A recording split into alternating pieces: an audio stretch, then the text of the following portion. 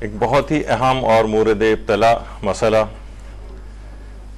کہ کیا کنواری لڑکی کو نکاح کے لیے اس کے ولی کی اجازت ضروری ہے. اس سے متعلق اور اس سے ملحقہ احکام اور تفصیلات اس قدر زیادہ ہیں کہ اس کے لیے کم سے کم 2 درس ضروری ہیں. آج اس کا پہلا درس ہے. ایک دفعہ اگر تھوڑی سی دقت کر کے اور وقت لگا کر اس مسئلے کو سمجھ لیا جائے تو معاشرے میں اس قدر یہ مسئلہ اس وقت مورد ابتلا ہو چکا ہے، عامۃ البلوہ ہو چکا ہے کہ کہیں نہ کہیں سے آپ لوگوں کے پاس بھی اس قسم کے مسئلے سننے میں آئیں گے. تو ایک دفعہ ایک مکمل تفصیل کے ساتھ ان مسائل کو سن لیا جائے تاکہ اس مسئلے کی تمام جزیات سے آگاہی ہو جائے. اچھا، سب سے پہلی تو چیز ایک دیکھیے یہ کہ ویسے تو اجازتوں کا یہ مسئلہ کیوں آ رہا ہے؟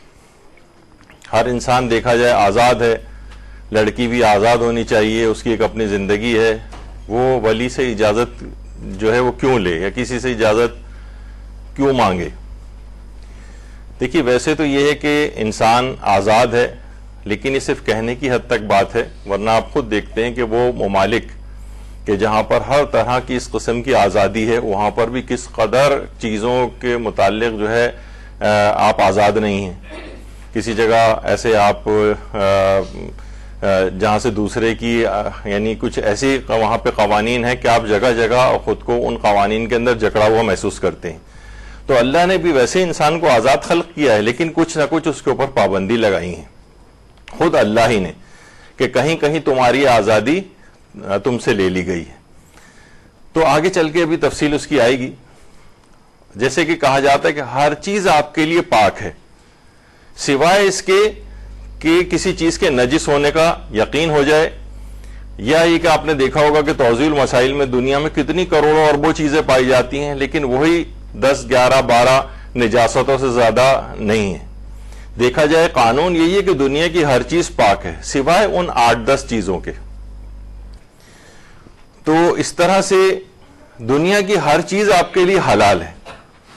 دنیا میں کتنی کروڑوں اربوں چیزیں پائی جاتی ہیں لیکن کیا ہے کہ صرف مخصوص چیزیں اللہ نے حرام قرار دی ہیں. یعنی ایسا نہیں ہے کسی جگہ آزادی ہے تو پوری 100% آزادی ہے، نہیں، کچھ نہ کچھ ریسٹرکشنز ہیں. کوئی چیز پاک ہے ایسا نہیں، ہر چیز پاک ہے، نہیں، کچھ نہ کچھ نجاسات موجود ہیں. دنیا کی ہر چیز حلال ہے لیکن نہیں، کچھ نہ کچھ حرام چیزیں اس کے اندر موجود ہیں. یعنی کہیں نہ کہیں کوئی قانون ایسا نہیں ہے کہ جس میں کوئی ایکسیپشن نہ ہو، کوئی عموم ایسا نہیں ہے جو تخصیص خوردہ نہ ہو. یہ ایک عمومی طور پر ایک چیز ہے جو ہم نے شروع میں عرض کر دی کہ انسان ایسا نہیں کہ آزاد ہے تو آزادی کا نعرہ لگا کے ہر طرح کی آزادی، ایسا نہیں. دیکھیے سب سے پہلے تو یہ جو کہا جاتا ہے نا کہ ولی کی اجازت ضروری ہے، یہ حق ولایت، مولا، ولایت، یہ سب ایک ہی چیزوں سے ایک ہی طرح کے یہ نکلے ہوئے الفاظ ہیں. اللہ کا حق ولایت یعنی اللہ سب کا ولی ہے، یہ تو اس میں کوئی بحث کی گنجائش ہی نہیں ہے. اس کے بعد اللہ نے اپنے حق ولایت کو نبی میں منتقل کیا. نبی کے پاس النبی اولا بالمومنین من انفسہم، ہر شخص کے جان و مال و اولاد پر اس سے زیادہ نبی کا حق ہے. یعنی ہماری اولاد پر ہمارا حق نہیں ہے، اتنا نہیں ہے جتنا نبی کا حق ہے.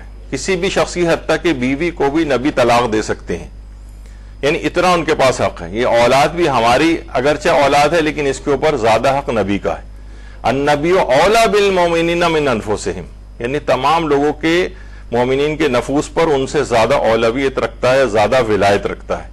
یعنی یہ آپ دماغ میں ایک چیز بناتے جائیں، اللہ کی ولایت، اور اللہ کی ولایت منتقل ہوئی نبی میں.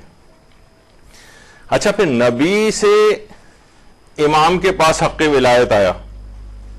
امام کے پاس امام کے پاس جو انما ولیکم اللہ ورسولہ والذین آمنوا الذین یقیمون الصلاۃ ویؤتون الزکاۃ وہم راکعون، وہ جو آپ آیت ولایت سنتی ہیں کہ اللہ تمہارا ولی ہے، رسول تمہارا ولی ہے، اور وہ مومنین تمہارے ولی ہیں جو نماز قائم کرتے ہیں اور حالت رکوع میں زکوٰۃ دیتے ہیں.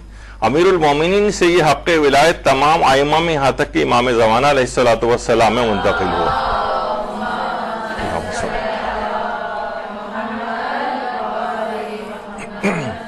اب ائمہ کے پاس تمام وہ حق ولایت ہیں جو نبی کے پاس ہیں۔ اچھا، اسی طرح سے غیبت جب کیونکہ زمانہ آ گیا ہے، اب امام زمانہ علیہ السلام کے پاس جو حق ولایت ہے، امام کا حق ولایت، یہ کہاں جائے گا؟ یہ فقیہ کس کا کچھ حصہ، فقط کچھ حصہ فقیہ جامع الشرائط کے پاس آتا ہے، فقیہ جامع الشرائط کے پاس، یعنی وہ فقیہ کی جس کے پاس تمام شرائط موجود ہوں اس کے پاس بھی یہ حق ولایت کا کچھ حصہ آتا ہے۔ غیبت میں یہ والا حصہ فقیہ جامع، اس کے الگ دلائل ہیں جو کہ ابھی ظاہر ہے ہمارا موضوع نہیں۔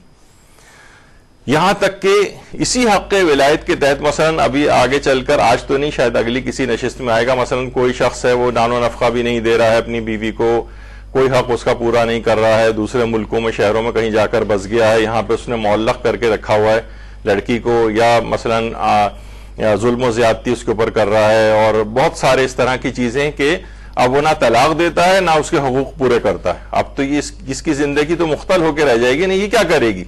اب یہ فقیہ جامع الشرائط کے پاس جائے گی۔ فقیہ اس حق ولایت جو کہ غیبت امام میں فقیہ جامع الشرائط کو حاصل ہے، اس کے تحت وہ ان تمام حالات کو دیکھتے ہوئے اس کے لیے طلاق کا صیغہ جاری کر سکتا ہے، اگرچہ اس میں کافی پروسیجر انوالو ہوتا ہے، لیکن بہرحال یہ وہی حق ولایت ہے جو فقیہ کے پاس بھی آتا ہے۔ اچھا، فقیہ کے پاس کتنے حقوق ہیں؟ اس میں ایک مصداق یہ بھی ہے کہ اس کی بڑی بحث فقہاء میں ہے کہ جس میں حکومت کا حق کرنا بھی اس کا شامل ہے یا نہیں ہے، یا صرف امور حزبیہ تک ہے، خالی امور حزبیہ اس کی، یعنی بہت ذرا اس کی کمتر، یعنی فقیہ کے پاس ولایت تو ہے جسے ولایت فقیہ کے نام سے جانا جاتا ہے، وہ تقریباً ہر فقیہ کے پاس وہ ولایت ہے، لیکن حکومت بھی اس کے پاس آ جائے، حکومت کرنے کا بھی حق، اس میں علماء کے جو مختلف اس میں علمی ان کے اختلافات بھی ہیں آپس میں، تو اختلاف نظر اس میں پایا جاتا ہے اس سے قطع نظر، لیکن حکومت سے لے کر اور نچلے درجے تک صرف اختیارات میں کچھ اختلاف نظر ہے، ورنہ فقیہ کی ولایت ثابت ہے۔ تو بہرحال فقیہ جامع الشرائط کے پاس یہ والا حق آتا ہے۔ اچھا، فقیہ جامع الشرائط کے پاس فقط کچھ حصے میں، ایسا نہیں کہ پورے امامت کے ساری چیزیں ان کے پاس منتقل ہو گئی، یعنی کچھ حقوق ہیں اس طرح کے جو ولایت کے جو کہ فقیہ کے پاس آئیں۔ اچھا، کیا عام اشخاص میں سے بھی کچھ کے پاس کسی پرسنٹیج کی حد تک حق ولایت آتا ہے؟ دیکھیں، ہمیں ولایت کے موضوع پر ہمیں جانا کہاں پر ہے؟ کماری لڑکی کے لیے اس کا ولی، یعنی ولایت جس کے پاس ہے اس کماری لڑکی کی، اس کی اجازت لینے کا مسئلہ۔ تو جی ہاں، والدین، اچھا والدین میں جہاں کہیں بھی آج بھی باپ کا لفظ استعمال ہو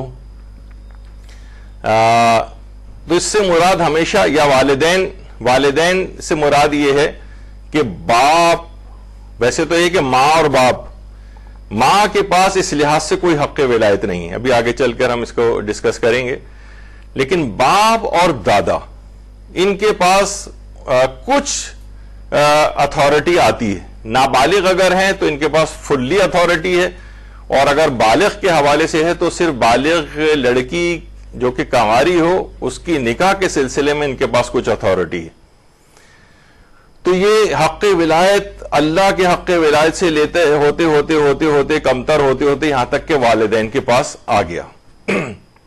والدین سے مراد، یعنی والدین کا لفظ اتنا صحیح نہیں ہے، یعنی ولی سے مراد باپ اور دادا ہیں۔ اچھا، اب جو اولاد ہے، اب اس کو یوں اگر ہم تقسیم کر لیں، جس طرح کمپیوٹر آپ سے بہت سارے آپشنز پوچھتا ہے، تو اس کو تقسیم در تقسیم کرتے ہوئے چلنا پڑے گا ہمیں، تاکہ آپ کو مسئلہ بالکل سمجھ میں آئے۔ اولاد ہے، اس کی دو اقسام ہوں گی، ویسے تو ایک تو ہے بالغ اولاد، ایک ہے نابالغ اولاد۔ اچھا، اس کے اندر بھی وہ اقسام آئیں گی کہ لڑکا ہے یا لڑکی ہے، اور لڑکی میں بھی یہ ہوگا کہ کنواری ہے یا غیر کنواری، یعنی یہ تقسیم در تقسیم ہوتی جائے گی، تو لیکن آپ کو مسئلہ اس پر سمجھ آئے گا۔ نابالغ پر حق ولایت، دیکھیے نابالغ کے اوپر مکمل حق ولایت ہے ولی کا، بالاستقلال، فل اتھارٹی کے ساتھ، یعنی نابالغ کے بہت سارے مالی امور ہیں. عام طور پہ یہ ہوتا ہے مثلاً کہ شوہر و بیوی میں طلاق ہو گئی، یا مثلاً بچے کا باپ جو ہے وہ انتقال کر گیا، دادا کا بھی پہلے انتقال ہو گیا تھا، تو ماں خود بخود یہ سوچ لیتی ہے کہ اب تو میں ہی اس کا سب کچھ ہوں، تو تمام بچے کے مالی امور بھی اپنے ہاتھ میں لے لیتی ہے. یہ بالکل غلط ہے. ماں کے پاس کوئی حق ولایت نہیں، مالی بھی نہیں ہے اور شادی کرنے کا بھی نہیں. ابھی آگے چل کر اس کی تھوڑی سی تفصیل آئے گی. تو نابالغ، اچھا اب پھر کیا کریں؟ ماں سے زیادہ تو اس وقت کوئی بھی اس کا خیر خواہ نہیں ہے. اب آسان اس کا حل ہے. اصلاً اس کے پاس، ماں کے پاس نہیں ہے یہ، لیکن ماں یہ والا اپنا کیس لے کے حاکم شرع یا اس کے نمائندے کے پاس جائے اور اس سے جا کر کہے کہ بھائی یہ حالات ہیں اور کوئی اس کا دیکھ بھال کرنے والا نہیں ہے. ظاہر ہے اس کے اموال بھی ہیں نابالغ بچے کے، اس کو ملنے والے پیسے ہیں، تحفے ہیں، باپ جو میراث چھوڑ کے گیا ہے وہ ہے. ماں خود سے تصرف نہیں کر سکتی اس کے اوپر. تو حاکم شرع اس کو اجازت دے دے گا ماں کو کہ میں تمہیں اس بچے کا نگرانی میں دیتا ہوں. ایک لحاظ سے کہا جائے کہ اس کی ولایت تمہیں دیتا ہوں، یعنی اختیار اس کے پاس آ جائے گا. یا کوئی اور بھی، مثلا ماں اگر اس قابل نہیں ہے یا کوئی اور مسئلہ ہے، تو کوئی اور رشتہ دار بھی، چچا، ماموں وغیرہ جو بھی ہیں، وہ اس حاکم شرع جس کو بھی مقرر کرے وہ پھر بچے کے امور کی، مالی امور کی نگرانی کریں گے. یعنی نابالغ پر ویسے حق ولایت جب تک اس طرح کا کوئی مسئلہ نہیں، ماں کے پاس کوئی اتھارٹی نہیں ہے اس سلسلے میں، اور باپ اور دادا اگر موجود ہیں تو پوری کی پوری اتھارٹی ان کے پاس ہے. ماں اگر کچھ کرے گی تو سب کچھ ان لوگوں سے پوچھ پاچھ کے کرے گی، اور وہ اگر موجود نہیں ہے تو حاکم شرع کے پاس جائے گی، اس سے اجازتیں لے گی. وہ اجازت دے دے گا تو پھر یہ تصرف کر سکتی ہے اس میں، یعنی جو بھی بچے کے امور میں ان کو خرچ کرنا ہے اپنی طرف سے، جو بھی اس کی مصلحتوں میں، وہ اس کے مطابق کرے گی. تو نابالغ پر حق ولایت. اچھا، نابالغ پر کب سے کب تک حق ولایت ہے؟ دیکھیں نابالغ کی رینج تو بہت بڑی ہے نا. یعنی 1 گھنٹے کا بچہ بھی نابالغ ہے جو بھی پیدا ہوا ہے، اور لڑکا ہے تو 15 سال مکمل ہونے پر. ویسے وہ اور علامت بلوغ سے پہلے بھی ہو سکتا ہے، لیکن ہم فی الحال عمر کے اعتبار سے کہیں تو 15 سال سے 1 دن پہلے تک بھی مثلا وہ نابالغ ہے. تو نابالغ کی رینج اس حد تک ہے. نابالغ کا اپنے امور پر اختیار نہیں ہے، اور مکمل اختیار جو ہے وہ اس کے ولی کے پاس ہے. تو اور لڑکی اگر ہے تو لڑکی آپ کو پتہ ہے کہ جیسے کہ 9 قمری سال مکمل ہونے تک، اور جب تک وہ رشیدہ نہ ہو جائے، یعنی اتنی سمجھ بوجھ اپنی اچھائی برائی کے حوالے سے اس کے اندر نہ آ جائے، تب تک وہ اس طرح سے خود مختار نہیں ہوتی. تو بہرحال نابالغ پر کب سے کب تک حق ولایت ہے؟ جب تک اس پورے پیریڈ میں جب تک وہ نابالغ ہے. بالغ پر حق ولایت کیا ہے؟ مثلا ایک لڑکا بالغ ہو گیا، بالغ پر سے پہلے ہم لڑکے کا مسئلہ ڈسکس کر لیتے ہیں. بالغ لڑکے پر حق ولایت. تو بالغ لڑکے پر کوئی حق ولایت کسی کا نہیں، نہ باپ کا ہے، نہ دادا کا ہے، نہ ماں، نہ کوئی اور رشتہ دار، کچھ نہیں ہے. پورے کا پورا اس کو اپنے اختیار ہے. یہ جس طرح سے چاہے اپنے مال کو خرچ کر سکتا ہے، جہاں چاہے خود سے شادی کر سکتا ہے. کوئی چاہے سب لوگ اس کے مخالف ہو جائیں تب بھی، ابھی ہم قانونی زبان میں بات کر رہے ہیں، ورنہ اس لحاظ سے تو یقیناً یہ بات ہے، یعنی جو کہا جاتا ہے نا کہ بالغ رشید جو ہو جائے اس کے اوپر کسی کا حق ولایت نہیں ہوتا ہے. البتہ یہ ضرور علماء فرماتے ہیں کہ بہرحال بزرگوں کی باتوں کو نظر انداز کرنا، ان کے ظاہر خاندان کے بزرگ ہیں، اب اس نے صرف یہ قانون پڑھ لیا یا سن لیا کہیں سے کہ مثلا اس کے اوپر تو کسی کی ولایت ہے ہی نہیں، جو چاہے کرے وہ، تو وہ سب کو آنکھیں دکھانا شروع ہو جائے اور اپنی مرضی کے مطابق ہر چیزیں کرنے لگے، تو ٹھیک ہے قانونی زبان میں تو اس کو اجازت ہے، لیکن وہ تمام برکتیں جو بزرگوں کی نصیحتوں کے اندر جو اس کے خیر خواہ ہوتے ہیں ان کو نظر انداز کرے گا تو پھر خود ہی بھگتے گا وہ. جس طرح سے کہا جاتا ہے نا اس کے اندر استخارے کے اندر، ٹھیک ہے استخارہ ابھی تو جیسے کسی بھی تاریخ میں نکاح بھی کر سکتے ہیں، سوائے اس کے کوئی جو مکروہ تاریخیں، مکروہ تاریخوں میں بھی نکاح کرنے کی اجازت ہے، یا مثلا قمر در اقرب والا مسئلہ ہے تو اجازت تو ہے. وہ کہے گا دیکھیے جائز تو لکھا ہوا نا، مکروہ ہی تو ہے، تو بس پھر یہی ہوگا کہ ظاہر ہے جو دنیاوی نقصانات ہیں تمہیں برداشت کرنے پڑیں گے. مثلا بچے لولے لنگڑے پیدا ہو رہے ہیں، دماغی مینٹلی ریٹارڈڈ پیدا ہو رہے ہیں، تو تمہیں برداشت کرنا پڑے گا.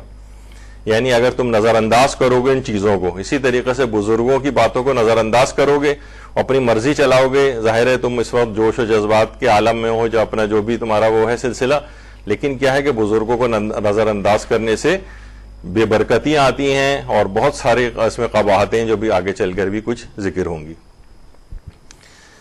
اچھا، ایک اور چیز آتی ہے ذہنی معذور اور پاگل، اس کے اوپر حق ولایت۔ اچھا، اس میں عمر کا بھی نہیں ہے، نابالغ بالغ کا بھی نہیں ہے۔ مثلا پاگل اگر مثلا 50-60 سال کا بھی ہے تب بھی وہ، یا ذہنی معذور، یہ ہمیشہ نابالغ کے حکم میں ہوتے ہیں، یعنی ان کے پاس پوری اتھارٹی ان کی یہ ان کے ولی کے پاس ہوتی ہے۔ یہ عمر کے اعتبار سے چاہے 50 سال کے ہو جائیں، 60 سال کے ہو جائیں، 70 سال کے ہو جائیں، ذہنی معذور یا پاگل ٹائپ کی جو کیٹیگری ہوتی ہے۔ تو یہ بھی، یہ ایسا نہیں کہ آپ کہیں کہ عمر کے اعتبار سے یہ تو بالغ ہے تو بالغ کے احکام کے لحاظ سے ان کا طریقہ کار ہوگا، نہیں، یہ نابالغ کے حکم میں ہوتے ہیں، ذہنی معذور اور پاگل۔ اچھا، اب اور آگے چلتے ہیں۔ بالغ لڑکی پر حق ولایت، یہ ہے سب سے، یہاں تک ہم اس کو ہوتے ہوتے تقسیم کرتے ہوئے یہاں تک لے آئے آپ کو۔ بالغ لڑکی پر حق ولایت۔ اچھا، بالغ لڑکی پر حق ولایت اس کے شادی بیاہ کے حوالے سے ہے، ابھی جو ہم ڈسکس کریں گے۔ ظاہر ہے ابھی ہم مالی امور ان کی طرف نہیں جا رہے ابھی، کیونکہ وہ پھر ایک الگ موضوع ہو جاتا ہے۔ اس میں 2 اقسام بنیں گی، کنواری اور غیر کنواری۔ اچھا، پہلے ایک چیز اور بیان کر دی جائے، یہ جاننا یوں بہت ضروری ہے کہ ہم جس معاشرے کے اندر رہ رہے ہیں یہاں ہم اکیلے نہیں رہ رہے ہیں، یہاں بہت ساری اور مسلمان فقہ ہیں جس کے اندر زندگی گزارنا ہوتی۔ اچھا، آپ انڈیا، پاکستان یا ان علاقوں کے اندر ہیں تو یہاں پر رہنے والوں کی بھی چیز دیکھی جائے گی کہ یہاں کون سے افراد کی اکثریت یہاں پر رہتی ہے۔ جیسے پاکستان، انڈیا ہے، یہاں پر فقہ حنفی کی اکثریت ہے، لیکن ہر ملک میں ایسا نہیں۔ جو اور دیگر ممالک ہیں وہاں پر دیگر فقہوں کی اکثریت ہے، مثلا فقہ حنبلی ہے، فقہ شافعی ہے، فقہ مالکی ہے۔ اور کیونکہ یہ اس طرح کی جو مسالک کے درمیان جو شادیاں ہیں وہ بھی اس طرح سے ہو رہی ہیں اور وہاں پہ بھی اجازتوں کا مسئلہ آتا ہے، تو یہ بھی معلوم ہو، اس لحاظ سے ہونا چاہیے کہ ان دیگر فقہوں کے اندر کیا حکم ہے۔ تو بہرحال فقہ حنبلی، فقہ شافعی اور فقہ مالکی میں حق ولایت لڑکی کے ولی کو حاصل ہے، لڑکی کے ولی کو ان کے پاس حق ولایت ہے۔ یعنی یہ وہ تقریباً فقہ حنبلی، شافعی اور مالکی کا نظریہ وہی ہے جو فقہ جعفری کا ہے۔ فقہ جعفری میں اکثریت علماء کا ہے۔ تو لیکن اس کے اندر آپ دیکھ رہی ہیں کہ اس کے اندر فقہ حنفی شامل نہیں ہے۔ فقہ حنفی میں حق ولایت کیا ہے؟ فقہ حنفی کے اندر ولی کی اجازت لینا لڑکی کے لیے لازم نہیں ہے۔ حق ولایت لڑکی کی شادی کے، لڑکی اگر عاقلہ اور بالغہ ہے اور رشیدہ ہے تو وہ خود سے ڈیسیجن لے سکتی ہے اور کسی سے بھی شادی کر سکتی۔ تو فقہ حنفی میں حق ولایت کا مسئلہ نہیں ہے۔ اس وجہ سے یہاں پر اکثر ایک زمانے میں بہت اچھلا تھا پاکستان میں مسئلہ، اور لاہور کا ہائی کورٹ ہے اس نے ایک ڈیسیجن لیا تھا، تو بہت زیادہ ہنگامہ ایک اس کے اوپر ہو گیا تھا، کیونکہ فقہ حنفی کے خلاف ایک لحاظ سے ڈیسیجن آیا تھا۔ تو فقہ حنفی کے علماء نے کافی اس پر شور بھی مچایا تھا کہ ہماری فقہ کے تو اصلاً خلاف ہے، کیونکہ ان کے ہاں بہرحال یہ کہ ولی کی اجازت نہیں، واجب نہیں ہے لینا۔ وہ ویسے کرتے ہیں وہ کہ بہتر یہ ہے کہ وہ اپنے والد سے اجازت لے، لیکن اصلاً نہیں ہے۔ تو فقہ حنفی میں حق ولایت کا مسئلہ آپ کو پتہ چل گیا، اور باقی 3 فقہ ہیں اس میں ان کا وہی مسئلہ ہے جو ہمارے ہاں کا مسئلہ ہے۔ فقہ جعفری میں حق ولایت، فقہ جعفری میں جی ہاں حق ولایت کماری لڑکی کے اوپر باپ کا ہوتا ہے۔ اور پہلے ایک چیز اور بھی بیان کر دی جائے، یہ جو مسلمان فقہوں کا ہم نے بیان کیا تھا، اس میں قانون ہے، بہت کارآمد قانون ہے، اس کا نام ہے قانون الزام۔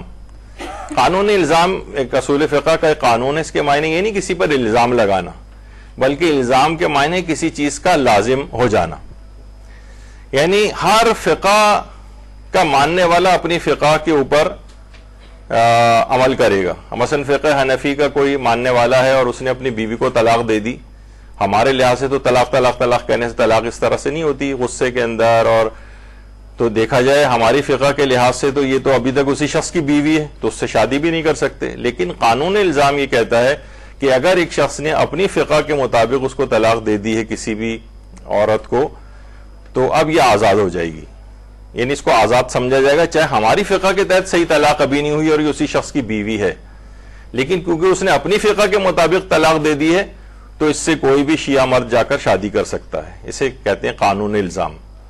تو ہمیں یہ دیکھنا پڑے گا یہ کاماری لڑکی کے مسئلے میں بھی کہ وہ کاماری لڑکی جو ہے، ابھی آگے چل کر بہرحال اس کا مسئلہ تفصیل سے آئے گا، لیکن ابھی صرف ایک اشارہ کرتے ہوئے گزروں گا کہ مسلمان فقہوں کے ساتھ کیا معاملہ ہوتا ہے اس میں، کہ دیکھا جائے گا کہ اس کی اپنی فقہ کا کیا مسئلہ ہے.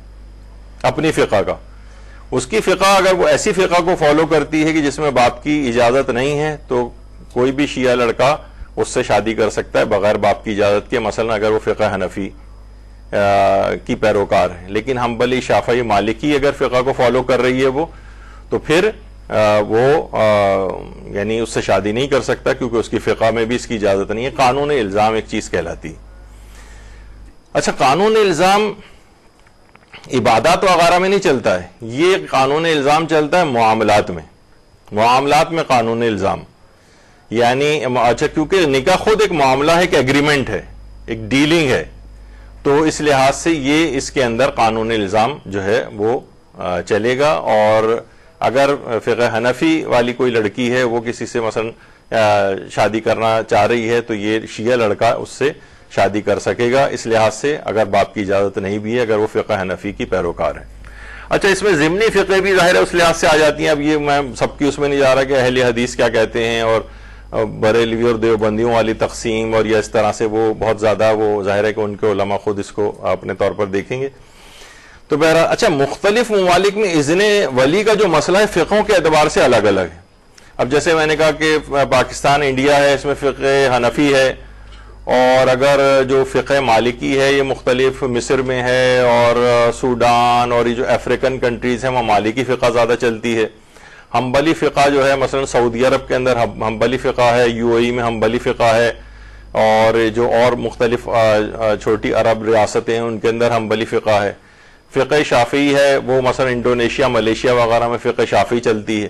تو یعنی جس جگہ بھی آدمی ایسا کوئی اقدام کرنے جا رہا ہے وہ اس ملک میں دیکھے کہ کون سی فقہ کے تحت اس کو عمل کرنا ہے، اور اس کے مطابق ولی کی اجازتوں کا مسئلہ ہوگا. یعنی کیونکہ مختلف ممالک میں مختلف فقہیں پریکٹس کی جاتی ہیں تو وہاں کے مطابق اس کو دیکھا جائے گا. اچھا، ایک مسئلہ اس کے اندر یہ بھی آتا ہے کہ غیر شیعہ لڑکی اگر شیعہ ہو جائے لیکن اس کا اظہار نہیں کرے. اچھا، اب ظاہر ہے مثلا کسی شیعہ لڑکے سے شادی کرنا چاہ رہی ہے اور یہ خود مثلا شیعہ ہو گئی ہے لیکن فی الحال اظہار نہیں کر رہی، اور وہ جو اس کے ایک فیملی ہے وہ شیعہ گھرانے میں مثلا شادی کے لیے اجازت نہیں دے رہا ہے باپ، تو کیا یہ کر سکتی ہے وہ کہ بھائی یہ اظہار نہ کرے، ابھی مثلا غیر شیعہ بنی رہے، اور اس لحاظ سے یہ کیونکہ اس کی پوری فیملی اپنی تو غیر شیعہ ہے، مثلا فقہ حنفی کے پیروکار ہے، تو یہ اس میں فقہ حنفی میں باپ کی اجازت ضروری نہیں، تو یہ جا کر شادی کر لیں، اور جب یہ شادی ہو جائے تو اس کے بعد پھر یہ اظہار کر دے اپنے شیعہ ہونے کا، اور پھر تو ظاہر شادی ہو چکی ہوگی تو اس کو صحیح تسلیم کر لیا جائے گا. جیسے کہ مثلا کوئی سنی عورت ہو اور کافی عرصہ گزرنے کے بعد وہ شیعہ ہو جائے تو پچھلا نکاح ہی اس کا صحیح سمجھا جاتا ہے. تو لوگوں کے دماغ میں اس طرح کی چیزیں آتی ہیں کہ ایسا ہو سکتا ہے. تو اس کا جواب یہ کہ دیکھیے، غیر شیعہ جب جیسے ہی جس وقت عقل کے مطابق اپنی پوری یہ شیعہ مذہب کو قبول کر لے گی، اسی وقت اس کے اوپر تمام احکامات آ جائیں گے شیعہ ہونے کے. شیعہ ہونے کے تمام احکامات، چاہے اظہار کرے یا اظہار نہ کرے. یعنی اس لحاظ سے اس کے اوپر باپ کی اجازت لینا ضروری رہے گی ان مسائل کے تحت جو بھی آگے چل کر آئیں گے. یعنی وہ یہ نہیں کر سکتی کہ میں تو اظہار کر ہی نہیں رہی ہوں ابھی، اور ابھی میں سنی رہتے ہوئے جو ہے کیونکہ اس میں فقہ حنفی میں باپ کی اجازت نہیں ہے تو ابھی کر لیتی ہوں اور اس کے بعد اظہار کر دیں گے، تب تک تو شادی ہو چکے گی ہماری. نہیں، ایسا نہیں. اس کا اظہار وغیرہ سے کوئی تعلق نہیں ہے. اگر دل سے کوئی بھی مذہب کو قبول کر لے تو وہ اس کے اوپر احکامات اسی لمحے اسی سیکنڈ پر آ جائیں گے. یعنی اب یہ شیعہ لڑکی سمجھی جائے گی اور اس میں وہ دیکھے گی کہ ہماری فقہ کے اندر کماری لڑکی کے لیے باپ کی اجازت لینا ضروری ہے یا نہیں. تو یہ اس کے اندر ایک چیز ہے کہ یہ ایک ضمنی چیز آتی ہے، اور بہت سے لوگ اس قسم کی خیالی پلاؤ دماغ میں پکا کر اور اس کے مطابق اقدام کر رہے ہوتے ہیں. اچھا، ایک بات اور دماغ میں رہے، ننیال والوں کا حق ولایت. ننیال والوں کے پاس کبھی کوئی حق ولایت نہیں ہوتا ہے، یعنی نہ نانا کے پاس، نہ نانی کے پاس، نہ ماموں کے پاس، نہ خالہ کے پاس، نہ ماں کے پاس. نانا یعنی ننیال والوں کے پاس کوئی حق ولایت نہیں، نہ مالی امور میں کوئی حق ولایت ہے، اور نہ شادی بیاہ کے معاملے میں کنواری لڑکی کے پاس کوئی حق ولایت ہے. عام طور پر یہ ہوتا ہے نا کہ جناب وہ طلاق ولاق ہو گئی ہیں اور بچے سارے ماں کے ساتھ آ گئے، وہ ننیال میں اپنے رہ رہے ہیں، وہیں پل بڑھ رہے ہیں. لیکن جب شادی کے لیے معاملہ کی بات آئے گی تو اب یہ نانا جو ساری زندگی اس نے ایک لحاظ سے ان کو سپورٹ کیا ہے، اور اس وقت فی الحال سب سے زیادہ وہ ہمدرد اور خیر خواہ بھی ہیں اس کے، ظاہر ہے اتنے اس کے لیے سب کچھ کر رہے ہیں، لیکن حق ولایت ان کے پاس پھر بھی نہیں ہے. وہ باپ ہی کے پاس ہے اور دادا کے پاس ہے. تو ننیال والوں کے پاس کبھی کوئی حق ولایت نہیں ہوتا ہے. ددیال میں جو حق ولایت ہے وہ صرف باپ اور دادا کے پاس ہے، چچا کے پاس نہیں ہے، تایا کے پاس نہیں ہے، بھائیوں وغیرہ کے پاس نہیں ہے. ددیال میں حق ولایت بھی سب کے پاس نہیں ہے، بس صرف باپ کے پاس ہے اور دادا کے پاس ہے. اچھا، ایک بڑا مسئلہ بھی آتا ہے اس کے اندر. یہ بہت سارے لوگ امام خمینی کی جو توضیح مسائل ہے اس سے بہت سے غیر شیعہ حضرات پوسٹیں نکال کر دکھاتے ہیں کہ کیا ولی نابالغ کا نکاح کر سکتا ہے؟ تو تمام شیعہ علماء یہ کہتے ہیں کہ ولی کے پاس یہ مکمل اتھارٹی ہے کہ وہ نابالغ کا نکاح کر سکتا ہے. کسی مصلحت، ظاہر مصلحت اس کے اندر ہوتی ہے جس میں بچے کی مصلحت ہو، اس کے تحت دیکھتے ہوئے وہ نابالغ کا نکاح کر سکتا ہے. اچھا، خود یہاں پر ظاہر نابالغ کے نکاح سے مراد یہ نہیں ہے کہ ازدواجی تمام معاملات کی بھی اس سے اجازت مل جائے گی، نہیں، ایسا نہیں، یعنی صرف نکاح کرنے کی حد تک مل جاتی ہے اجازت. باقی ظاہر ہے کہ جب تک وہ بلوغ اور رشد اس کے اندر نہ آ جائے جسمانی اعتبار سے، تب تک ازدواجی امور کی اجازت نہیں ہے. کہ تو کیا ولی نابالغ کا نکاح کر سکتا ہے؟ تو ہماری فقہ کے مطابق کر سکتا ہے، اور سنی فقہا کی بھی بہت بڑی اکثریت ہے جو اس بات کو کہتی ہے کہ جی ہاں کر سکتا ہے. اچھا، یہ مسئلہ یہاں پر مس یوز کیسے ہوتا ہے، ابھی ہم آگے چل کر اس کا تذکرہ کریں گے. مس یوز جیسے کہ مثلا جائیداد خاندان سے باہر نہ چلی جائے. اب 5 سال کی بچی کا مثلا 50 سال کے آدمی سے نکاح کر دیا. یہ اس میں ابھی آگے چل کر اس کی میں تفصیل بیان کروں گا کہ اگر اس قسم کے نکاح ہو بھی جائیں تو وہ کس طرح سے فسخ بھی کیے جا سکتے ہیں. تو بہرحال لیکن اصلاً ولی کے پاس فل یا اتھارٹی ہے، فل یا اتھارٹی. یہ تیسرا گروہ ہٹا دیجئے گا، اس میں سے لفظ لکھا ہوا ہے نیچے کا بس پڑھیں. یعنی نابالغ لڑکی کے لیے ولی کے پاس بالاستقلال ولایت ہے، فل اتھارٹی کے ساتھ ایکسرسائز کر سکتا ہے اس کو. یعنی وہ نابالغ لڑکی یا نابالغ لڑکے کا بھی نکاح وہ اس کی نابالغیت کے زمانے میں کسی سے کر سکتا ہے. اچھا، یہ تو ہو گیا ایک بات. اچھا، بالغ ہونے کے بعد لڑکا یا لڑکی اس نکاح کو ان کو ختم کرنے کا اختیار ہے، مثلا ان کو نہیں پسند آ رہا یہ رشتہ. تو یہاں پر دیکھیے بالغ، یہ مسئلہ لڑکوں کے لحاظ سے اتنا زیادہ پیش نہیں آتا کیونکہ لڑکوں کے پاس تو ویسے بھی ایک لحاظ سے طلاق دینے کی اتھارٹی اس کے پاس موجود ہے. مثلا باپ اس کو نہیں بھی پسند آ رہا اور بالفرض رشتہ نکاح جو صحیح بھی اگر ہو جائے تب بھی اس کو طلاق دینے کا اختیار ہے. تو لہٰذا لڑکوں میں تو یہ مسئلہ نہیں ہوتا. لڑکی کے پاس یہ اتھارٹی ہے کہ بچپن اپنے نابالغیت کے زمانے میں جو اس کا نکاح کر دیا تھا باپ یا دادا نے، یہ اس کو بعد میں کینسل کر دے، اور یا اس کو کہہ دے کہ بھائی مجھے تو یہ رشتہ پسند نہیں آ رہا ہے. یہاں ایک مسئلہ یہ چیز آتی ہے. اس میں 2 مسئلے ہیں. ایک تو یہ کہ نابالغ لڑکی کے نکاح کے وقت ہی اس میں کوئی خرابی تھی، اسی وقت ہی خرابی، جس وقت یہ نکاح کر رہا تھا باپ. خرابی کیا تھی؟ مثلا جائیداد کے لالچ میں کر رہا تھا. یہ کوئی بھی عقل اور شرع یہ نہیں کہتی کہ جائیداد کے لالچ میں کہ جائیداد کہیں باہر نہ چلی جائے تو اپنے کسی بھی بھانجے بھتیجے سے مثلا باپ جو ہے اس کا نکاح کر دے. ویسے میں نے کہا کہ لڑکی 5 سال کی اور وہ 50 سال کا ہے، تو یہ کیا ہے؟ یہ ابھی سے ہی اس میں خرابی. یا مثلا ابھی سے ہی چور ڈکیت قسم کا کوئی ہے، اس سے اس نے نکاح کر، ابھی سے ہی اس میں خرابی.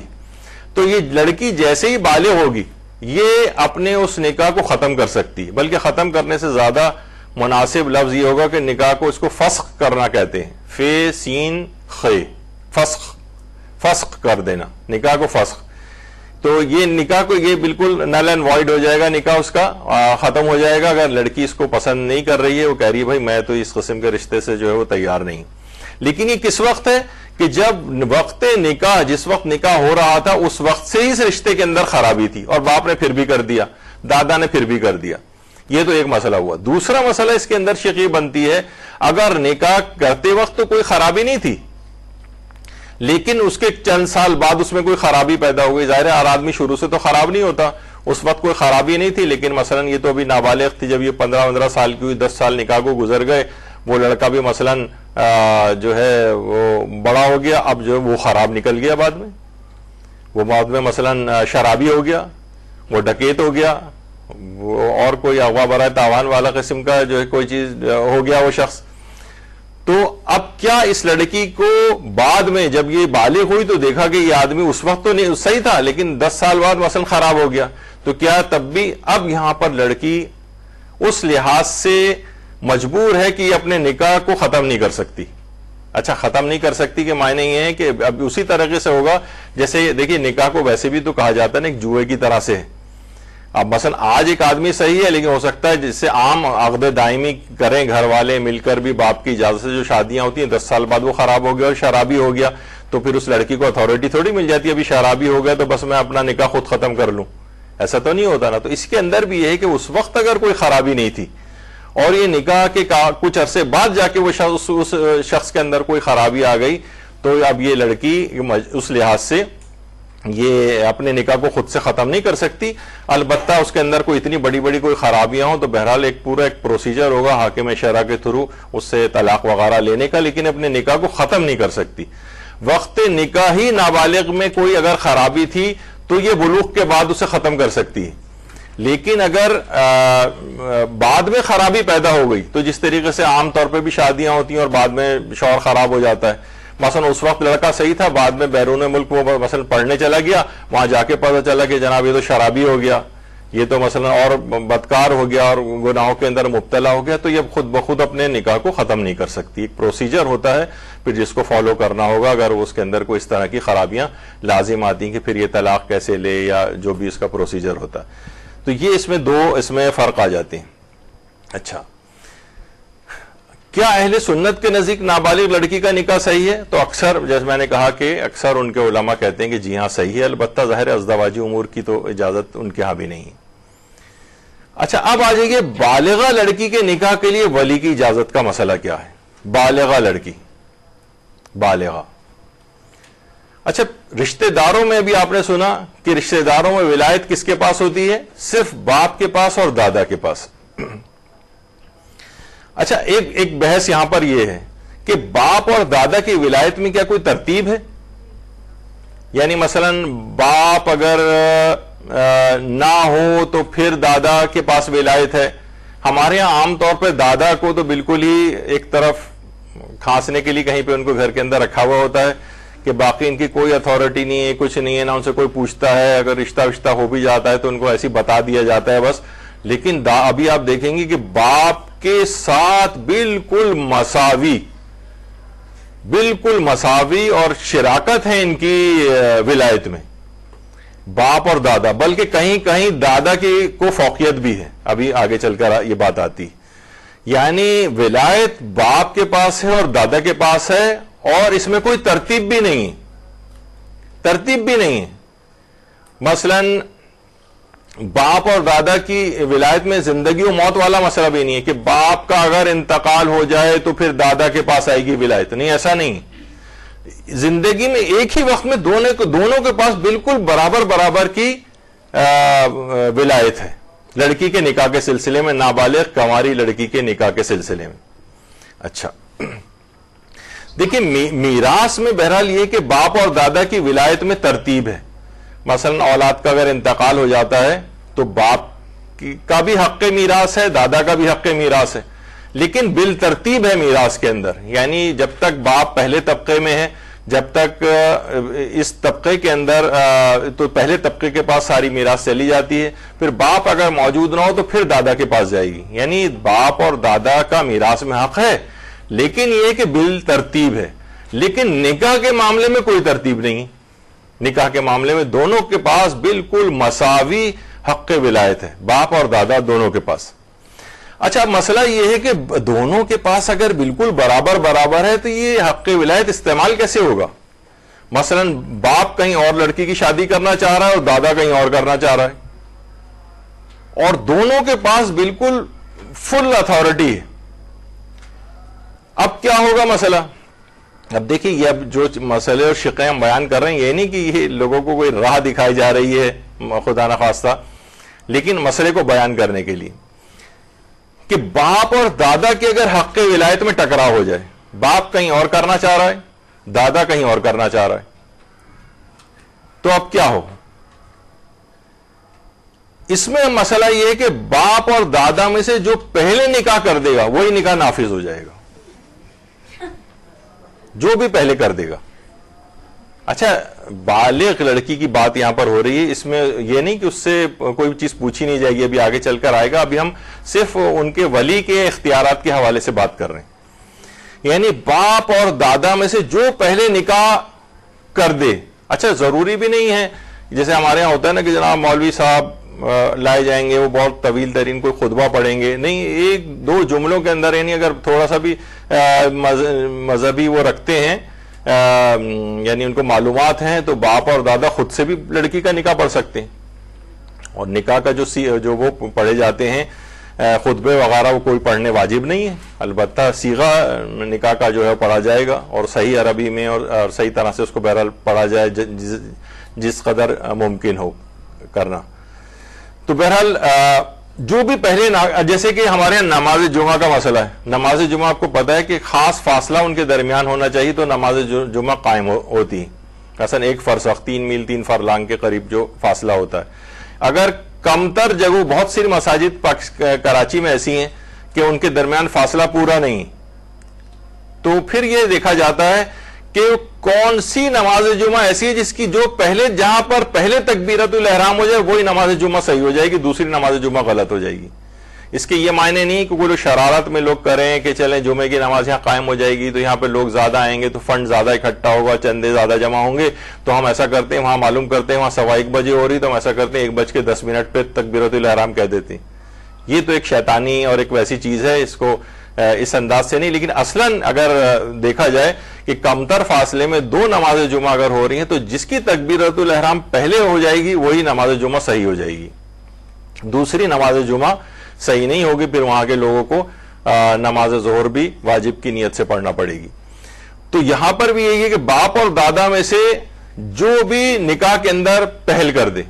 اچھا لڑکی یہ بھی کر سکتی ہے, مثلا اس کو کوئی رشتہ پسند ہے تو وہ مثلا باپ تیار نہیں ہو رہا تو یہ باپ کو بائی پاس کرتے ہوئے دادا کے پاس جا سکتی, اور دادا بہرحال اگر دادا, اچھا ایک اور بھی بات ہے, دادا کے لیے باپ سے مشاورت کرنا, یہ پوچھنا بھی ضروری نہیں شرعی طور پہ, کیونکہ دادا کے پاس خود ہی فل اتھارٹی, دونوں کے پاس اتھارٹی ہے. لیکن فی الحال باپ بعد میں ہو سکتا ہے جا کر بہت چیخے غضبناک ہو. ابھی ہم قانونی لحاظ سے بات کر رہے ہیں, خالی وہ کہے کہ بھائی میری بیٹی ہے, مجھے آپ کو بتانا چاہیے تھا, تو بہرحال شریعت کی کہتی ہے کہ نہیں, دادا کے پاس اتھارٹی ہے. اچھا اب یہاں پر ایک مسئلہ اور آتا ہے, دونوں نے اپنے اپنے طور پر جو ہے وہ نکاح کر دیا لڑکی کا, باپ نے بھی کر دیا, یہ مسئلے باپ کو بھی پتا تھے, دادا کو بھی پتا تھے. اچھا اس قسم کا ایک واقعہ یہاں پر کراچی شہر کے اندر ہو چکا ہے, اور باپ اور دادا دونوں ہی عالم دین تھے اور یہ مسئلہ ان کو پتا تھا, تو دونوں نے نکاح کر دیا اپنے اپنے طور پر. اچھا اب یہ آگے چل کر آئے گا کہ بہرحال اس میں لڑکی کی اجازت والا بھی ایک مسئلہ ہوتا ہے. لڑکی ظاہر ہے ان کو یہی رہا کہ لڑکی کی اجازت ہے, باپ نے بھی کر دیا اور دادا نے اپنے طور پر نکاح کر دیا اس کا. اب یہ کیا ہوگا, ابھی کس کی بیوی سمجھی جائے گی؟ تو اب یہاں پر یہ دیکھا جائے گا اس کے اندر کہ اس میں کیا ہوگا کہ اس قدر اہمیت ہے اس مسئلے کی کہ اگر نکاح کی تاریخ اور وقت کا پتہ چل سکے کہ مثلا دادا نے 1 دن پہلے نکاح کر دیا تھا, بعد میں پتہ چلا باپ نے 1 دن بعد کیا تھا, تو دادا کا نافذ ہو جائے گا. اچھا ایک ہی دن دونوں نے نکاح کیا تو پھر ٹائم دیکھا جائے گا کس ٹائم پہ. مثلا اگر جس نے دن کے 1 بجے نکاح کیا تو اس کا نافذ ہو جائے گا, جس نے دن کے 2 بجے نکاح کیا اس کا نافذ نہیں ہوگا. اچھا اگر کبھی یہ تو ہے کہ بھئی یا تو ڈیٹ پتہ نہیں چل رہی, یاد نہیں آ رہی بھئی کیونکہ کافی دن اس بات کو گزر گئے, یا ایگزیکٹ ٹائم میں اختلاف ہو گیا کہ پتہ نہیں کس نے نکاح پہلے پڑھا تھا, تو خود بخود آٹومیٹیکلی دادا کا نکاح جو ہے وہ مقدم ہو جائے گا. دیکھیے بڑے ٹیکنیکل اس لحاظ سے مسئلے, لیکن کیونکہ بہت ساری چیزیں جو مورد ابتلا اتنی فی الحال نہیں بھی ہوتی, لیکن کبھی ایک دم سے اس قسم کے مسائل بھی آ جاتے ہیں, تو یہ ایک دماغ میں رہنا چاہیے. جب ایک مسئلے کو سمجھ رہے ہیں تو ذرا پورے طور پر سمجھ لیں. تو نکاح کی جو تاریخ اور وقت ہے پھر یہ دیکھا جائے گا کہ باپ اور دادا میں سے کس نے جو ہے پہلے نکاح کیا. جس نے بھی کیا ہوگا پھر دوسرے کو بولنے کا حق نہیں. مثلا دادا نے کر دیا, باپ بعد میں ناراض ہو رہا ہے کہ بھئی آپ نے کیسے کر دیا, نہیں, اس کے پاس شرعی طور پر فل اتھارٹی, دونوں کے پاس بالکل برابر کی اتھارٹی ہے. اور جیسے کہ میں نے کہا اگر وقت اور تاریخ کا پتہ نہ چلے تو دادا کے نکاح کو تقدم حاصل ہے, وہ مقدم ہے, یعنی اس کی بات کو خود بخود مان لیا جائے گا کہ اس کا نکاح کیا ہوا نکاح صحیح. اچھا اگر باپ مر جائے تو پھر یہ حق ولایت کس کے پاس آتا ہے؟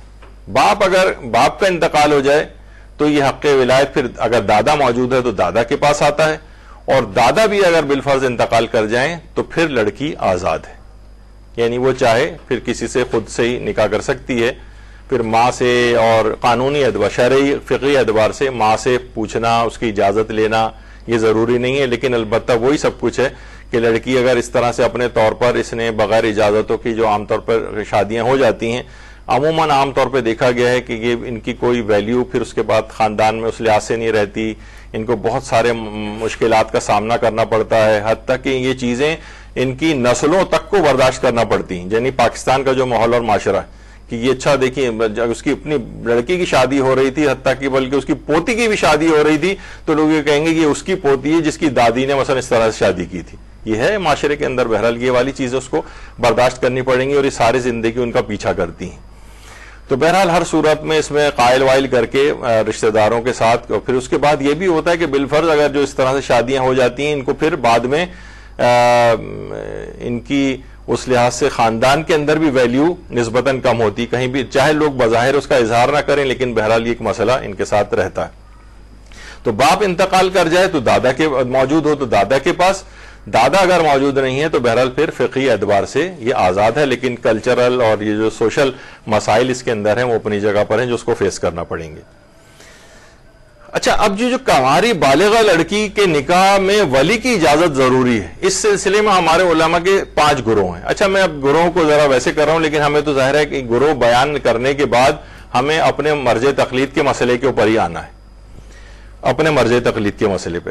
تو جو 5 گروہ ہیں اس سلسلے میں, پہلا گروہ تو یہ کہتا ہے ہمارے مراجع کا کہ وہ کہتا ہے کہ پورا اختیار باپ کے پاس ہے. کنواری بالغہ لڑکی میں بھی, اس میں ابھی تک کوئی بھی ایسا زندہ مراجع میں سے ایسا نہیں ہے.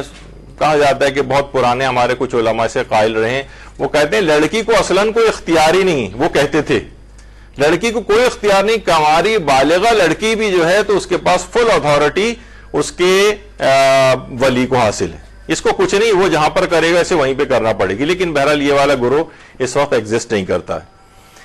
اچھا دوسرا گروہ یہ کہتے ہیں کہ پورا اختیار بالغ لڑکی کے پاس ہے, پورا اختیار بالغ لڑکی کے پاس ہے, اس سے کسی سے نہیں پوچھنا ہے اس کو. اس کے بہت ہی کم تعداد میں اس کے علماء قائل رہے ہیں تاریخ تشیع میں کہ پورا, یعنی آج کل کے اس کے اندر بات کر رہا ہوں, پہلے زمانے میں جو ہمارے علماء ان میں تو کچھ ان کی تعداد تھی, لیکن آج کل ان کی تعداد بہت کم ہے. اچھا پھر اس کے بعد ایک گروہ علماء یہ کہتا ہے کہ باپ کی اجازت فتوے کی بنا پر ضروری ہے, یعنی فتویٰ ہے ہمارا کہ کنواری لڑکی کو نکاح کے لیے باپ کی اجازت ضروری ہے. امام خمینی کا یہ فتویٰ تھا, کہتے تھے میرا فتویٰ یہ ہے کہ کنواری لڑکی کو لازمی باپ سے اجازت لینا ہے. اسی طرح آیت اللہ شبیری زنجانی بھی کا بھی یہی مسئلہ ہے, اور آدھا آیت اللہ سیستانی بھی اس کے قائل ہیں. آیت اللہ سیستانی کیسے آدھے قائل ہیں؟ آیت اللہ سیستانی اس مسئلے کے 2 حصے کرتے ہیں, 2 حصے. ہاں پہلے ایک بات اور ڈسکس کر دی جائے کہ وہ علماء جو کہتے ہیں جن کا فتویٰ، جس میں آیت اللہ حافظ بشیر نجفی بھی شامل ہیں، جو کہتے ہیں کہ باپ کی اجازت فتوے کی بنا پر ضروری ہے. تو اگر ان سے سوال بھی پوچھا گیا کہ بالغ کنواری لڑکی نے اپنی باپ کی اجازت کے بغیر ایک شخص سے عقد کر لیا ہے، کیا یہ لڑکی اپنے منکوحہ مرد کے ساتھ جو عقد اس نے کیا ہے کیا یہ باطل تصور ہوگا؟ تو انہوں نے جواب دیا باپ یا دادا کی اجازت کے بغیر نکاح کرنا درست نہیں، یعنی اس کا نکاح غلط ہے، باطل ہے، درست نہیں. یہ آیت اللہ حافظ بشیر نجفی بھی اس کے قائل ہیں. اچھا، آیت اللہ سیستانی کیا کہتے ہیں؟ آیت اللہ سیستانی دو کرتے ہیں حصے. کہتے ہیں کہ یہ جو لڑکی کنواری ہے یہ اگر اپنے امور زندگی میں خود مختار نہ ہو، یعنی یا تو لڑکی خود مختار ہوگی. خود مختار لڑکی کون ہوتی ہے؟ بھائی خود ہی کھاتی ہے، کماتی ہے، اپنے فیصلے خود کرتی ہے، خود ہی خرید و فروخت کرتی ہے، جیسے باپ اس کے معاملات میں انٹرفیئر نہیں کرتا ہے. یہ اپنے امور زندگی میں خود مختار ہے. اگر ایسی لڑکی ہے، اس میں یعنی فرماتے ہیں پہلی شق یہ کہ امور زندگی میں اگر لڑکی خود مختار نہیں ہے، ہر چیز پر باپ پہ ڈیپینڈنٹ ہے، باپ ہی اس کو لا کر دیتا ہے، اس کا خرچہ اٹھاتا ہے، اس کے سارے فیصلے بھی خود ہی کرتا ہے، تو فرماتے ہیں میرا فتویٰ یہ ہے کہ ایسی لڑکی کو، کنواری لڑکی کو باپ کی اجازت لازمی ہے. لازمی طور پر اس کو اپنی شادی کے لیے باپ سے اجازت لینا ہے. لڑکی اپنے اگر امور زندگی میں خود مختار نہیں ہے، یعنی باپ پر ڈیپینڈنٹ ہے، تو اس کو فتوے کی بنا پر اجازت لینی ہے. اور فرماتے ہیں دوسری شق یہ کہ اگر یہ اپنے امور زندگی میں خود مختار ہے، خود ہی کھاتی کماتی ہے، خود ہی شاپنگ کرتی ہے، خود ہی اپنے امور کو دیکھتی ہے، باپ کا اس میں کوئی عمل دخل نہیں ہے، تو پھر فرماتے ہیں کہ احتیاط واجب کی بنا پر اس کو بھی باپ کی اجازت ضروری ہے. فرق کیا ہوا؟ اس میں فتویٰ ہے اور یہ جو دوسری شق ہے اس کے اندر احتیاط واجب ہے. یعنی ڈیپینڈنٹ لڑکی جو اپنے باپ پر ہے اس کو فتوے کی بنا پر اجازت لینی ہے، اور اگر انڈیپینڈنٹ ہے، وہ خود مختار ہے اپنے امور زندگی میں، تو پھر اس کو احتیاط واجب یہ ہے کہ اجازت لینی. اس کا ایک اس فتوے، یہ جو دو شقوں کے اندر جو یہ اختلاف ہے، یعنی اختلاف تو نہیں، یعنی دو شقیں جو الگ الگ ہیں، اس میں فتوے اور احتیاط واجب کا ایک تفصیل اس کی آگے چل کر آئے گی کہ اس میں کیا حل نکل سکتا ہے چیزوں کا. تو بہرحال آیت اللہ سیستانی کے نزدیک کنواری لڑکی کے لیے دو شقیں بنیں گی. اپنے امور زندگی میں خود مختار ہے، خود مختار نہیں ہے. خود مختار اگر ہے تو احتیاط واجب کی بنا پر اجازت ضروری ہے، اور خود مختار نہیں ہے، باپ پہ ڈیپینڈنٹ ہے، تو فتویٰ یہ ہے کہ اجازت ضروری ہے. ٹھیک ہے. جیسے کہ آغا سیستانی سے ان کی ویب سائٹ پہ بھی سوال پوچھا گیا کہ لڑکی کس عمر میں باپ کی مرضی کے بغیر شادی کر سکتی ہے؟ باپ کی مرضی کے بغیر وہ کس طرح سے اور کن حالات میں شادی کر سکتی ہے؟ تو انہوں نے جواب دیا عمر کے کسی بھی حصے اور کسی بھی حالت میں، حتیٰ اگر وہ مستقل زندگی گزارتی ہو، یعنی انڈیپینڈنٹ ہو، احتیاط واجب کی بنا پر شادی کے لیے باپ یا دادا کی اجازت کی ضرورت ہے. یعنی امور زندگی میں خود مختار ہو تو احتیاط واجب ہے، اور خود مختار نہیں ہے تو جیسے آپ نے اس سے پہلے سنا فتوے کی بنا پر ضروری ہے. اچھا، کچھ علماء یہ کہتے ہیں کہ کنواری لڑکی کو نکاح کے لیے باپ کی اجازت احتیاط واجب کی بنا پر ضروری ہے. اس میں رہبر معظم آیت اللہ خامنئی ہیں، آیت اللہ خوئی، آیت اللہ وحید خراسانی اور ناصر مکارم شیرازی شامل ہیں. وہ آیت اللہ سیستانی تو کہتے تھے ایک شق میں فتویٰ ہے، دوسری شق میں احتیاط واجب ہے، لیکن یہ جو علماء ہیں یہ فرماتے نہیں، احتیاط واجب کی بنا پر کنواری لڑکی کو نکاح کے لیے باپ کی اجازت ضروری ہے. اچھا، اب آیت اللہ حافظ بشیر نجفی سے ایک سوال پوچھا گیا تھا، ابھی جو ہم نے اس سے پہلے ذکر کیا تھا کہ لڑکی کے باپ یا دادا انتقال کر جائیں، تو سوال پوچھا گیا وہ لڑکی جس کے باپ اور دادا دونوں مر چکے ہوں، نکاح کے لیے ان کا ولی کون ہوگا؟ تو انہوں نے فرمایا موجودہ صورتحال میں، نہیں جو صورتحال آپ نے اس میں لکھی سوال میں، لڑکی اگرچہ شرعی قوانین کے تحت آزاد ہے اور عقد دائمی یا عقد متع کر سکتی ہے، لیکن جہاں یہ لڑکی رہتی ہے وہاں کے ماحول کو مد نظر رکھے تاکہ اس کی اجتماعی پوزیشن خراب نہ ہو، خواہ عورت جوان ہو یا بوڑھی ہو. فقط کچھ لذتوں کے لیے اپنی آبرو اجتماعی طور پر خراب نہ کرے اس طرح سے، یعنی لوگوں میں بدنام ہو جائے گی وہ. لہٰذا مذکورہ لڑکی کا فریضہ یہ ہے کہ وہ اپنے بزرگوں کی رائے کی روشنی میں شادی کرے، جن میں ماں، دادا، ماموں، بھائی وغیرہ شامل ہیں. ایک نصیحت کی ہے اس کے لیے. ورنہ وہ اوپر بتا چکے ہیں شرعی قوانین کے تحت تو وہ آزاد ہے. لیکن اس کو ظاہر ہے یہ نہیں کہ بس اپنی آزادی کو ایکسرسائز کرے اور اس طرح سے ڈیسیجن لے لے بغیر کسی کو اعتماد میں لیے اور پھر وہ معاشرے کے اندر بدنام ہو جائے. یعنی اجتماعی طور پر اپنی عزت کو بالکل داؤ پہ لگا دیا اس نے. اگرچہ فقہی اور قانون کے اعتبار سے صحیح شادی کی ہے اس نے, لیکن کیا ہے کہ لیکن معاشرے کو بھی ذرا دیکھنا ہوتا ہے. اگر اسے اپنی پوزیشن کا خیال کرنا ہے تو ان چیزوں میں پھر ان تمام افراد کو اپنے اعتماد میں لے. اچھا, کچھ علماء کا نظریہ یہ بھی ہے, یہ الگ گروپ ہے, وہ فرماتے ہیں احتیاط واجب کی بنا پر کماری لڑکی کے لیے باپ کی اجازت کا جو حکم ہے یہ حکم تکلیفی ہے. حکم تکلیفی کیا ہے؟ یعنی اس نے اگر باپ کی اجازت کے بغیر شادی کر لی تو جس میں آیت اللہ بہجت شامل تھے, وہ فرماتے ہیں کہ یعنی اس نے باپ کی اجازت کے بغیر کماری لڑکی نے اگر شادی کر لی تو یہ گناہگار ہے, لیکن اس کا نکاح صحیح ہے. اس نے اجازت لینے کا جو حکم ہے یہ حکم تکلیفی ہے, یعنی یہ گناہ اور ثواب کے اعتبار سے بات ہے. یعنی اگر اس نے باپ کی اجازت نہیں لی اور شادی کر لی تو یہ گناہگار ہو گئی, اسے خدا سے توبہ کرنی چاہیے, لیکن وہ نکاح ٹھیک ہو گیا. یہ بھی دماغ میں رہے کہ یہ بالکل ہمیشہ ایک ہی مسئلہ رہنا ضروری نہیں ہے. یہ سارے فقہی آپ کو جتنے بھی ہم شقے بیان کر رہے ہیں, ممکن ہے کہ ابھی فی الحال ظاہر ہے آپ آیت اللہ سیستانی یا رہبر معظم کی تقلید میں ہیں, لیکن جیسے کہ زمانہ آگے بڑھتا ہے, مراجع کا خدا ان سب کو صحت و تندرستی کے ساتھ ہمارے سروں پہ قائم و دائم رکھے. اللہم صلی علی محمد و آل محمد. لیکن کبھی تقلید کی تبدیلیاں ہوتی ہیں, زندگی آگے بڑھتی ہے, مراجع کا انتقال بھی ہوتا ہے, نئے مراجع کی تقلید میں جاتے ہیں, تو ہمیشہ ضروری نہیں کہ یہی مسئلے رہیں. کبھی کبھار مسئلے تبدیل بھی ہو سکتے ہیں. نئے مجتہد کی تقلید میں جائیں تو مسئلہ تبدیل ہو جائے گا. جیسے بزرگ ہمارے آیت اللہ محسن الحکیم کی, آیت اللہ بروجردی کی تقلید میں تھے, پھر آیت اللہ خوئی کی تقلید میں آئے, پھر اس کے بعد گل پائگانی کی تقلید میں آئے, پھر مثلا امام خمینی آقا عراقی کی تقلید میں کچھ لوگ گئے, پھر ہوتے ہوتے پھر وہ آقا سیستانی اور رہبر اور ان لوگوں کی تقلید میں آئے ہیں. تو یہ اتنے سارے پروسیجر سے گزرتے ہوئے تقلیدیں یعنی اس طرح سے تبدیل بھی ہوتی رہتی ہیں وقت کے ساتھ ساتھ. تو بعد میں تاکہ ایسا نہ ہو کہ مسئلہ تبدیل ہو تو آپ کو کہیں گے تو ہم تو وہی والا مسئلہ دماغ میں ہے ہمارے. تو آقا بہجت کا بھی ایک نظریہ تھا, وہ کہتے تھے یہ حکم تکلیفی ہے, نکاح صحیح ہو جائے گا, البتہ گناہگار ہوگی جس کو اس کو توبہ کرنی. اور ایک گروپ یہ ہے علماء کا, وہ کہتے ہیں باپ کی اجازت ضروری نہیں ہے, لیکن بہتر یہ ہے کہ اجازت لے. بہتر یہ ہے, جس میں آیت اللہ سید محمد صادق روحانی یہ موجودہ زندہ مجتہدین میں سے بھی ہیں, لیکن یہ کہ بہرحال احتیاط واجب میں آغا سیستانی کی طرف العالم فالعالم کی رعایت کرنی ہوتی ہے. یعنی بڑے مجتہدین کی جو رینکنگ ہوتی ہے ان کی طرف جانا ہوتا ہے, تو اس رینکنگ میں یہ ذرا فی الحال نیچے ہیں تو ان کی طرف رجوع نہیں ہو سکتا ہے. تو لیکن آپ کو علم میں رہے کہ بہرحال کچھ مراجع ایسے ہیں جو لڑکی کے لیے, کماری لڑکی کے لیے باپ کی اجازت ضروری نہیں سمجھتے, جس میں آیت اللہ صادق روحانی شامل ہے. اور کچھ علماء یہ ہیں جو کہ کہتے ہیں کہ عقد دائمی میں لازم نہیں ہے باپ کی اجازت, لیکن عقد انقطاعی یا عقد موقت یا جسے عقد متع کہا جاتا ہے, اس میں اجازت لینا ضروری ہے. یہ ایک الگ بہرحال ایک گروپ ہے علماء کا. تو یہ آپ کے سامنے 5 مختلف گروپ اس طرح سے آئے. اچھا, اب یہ کیا ہے کہ کیا یہ اجازت جو اس لڑکی کو لینی ہے وہ اجازت یعنی اسے بس یعنی یہ جو اجازت ہے کیا وہ کہہ سکتی ہے بس مجھے لگتا ہے کہ میرے والد راضی ہوں گے, یعنی ان کی فقط دلی رضامندی باپ کی کافی ہے یا زبان سے اجازت لینی؟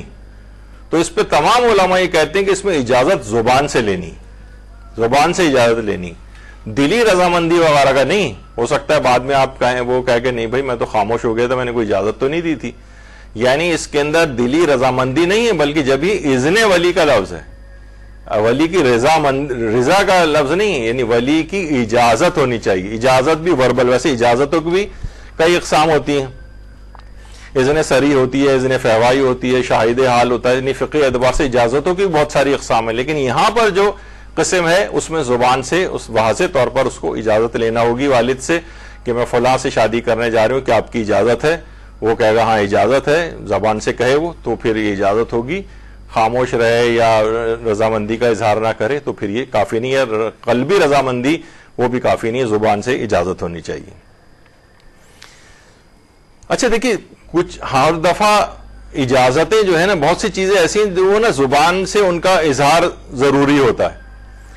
مثلا اگر آپ کو حج و عمرہ کرنا ہے, اس کا تلبیہ پڑھنا ہے احرام کا, تو آپ یہ نہیں کر سکتے دل میں تلبیہ پڑھ لیا آپ نے, لبیک اللہم لبیک, نہیں, زبان سے کہنا پڑے گا.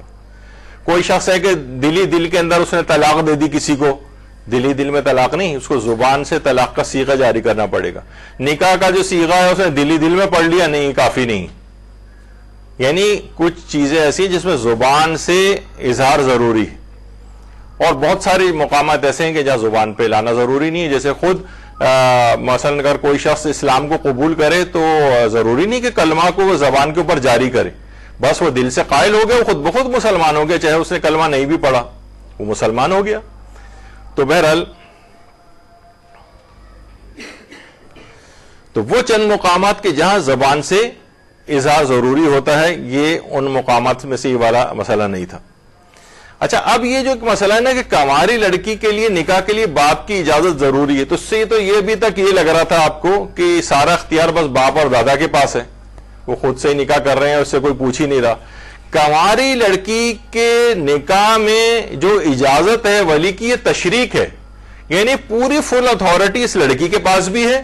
جس طرح باپ اور دادا کے اندر دونوں کی مساوی تھی نا، اسی طریقے سے لڑکی کے پاس بھی فل اتھارٹی ہے اپنے نکاح کی، لیکن اسی کے ساتھ شراکت ہے باپ اور دادا کی.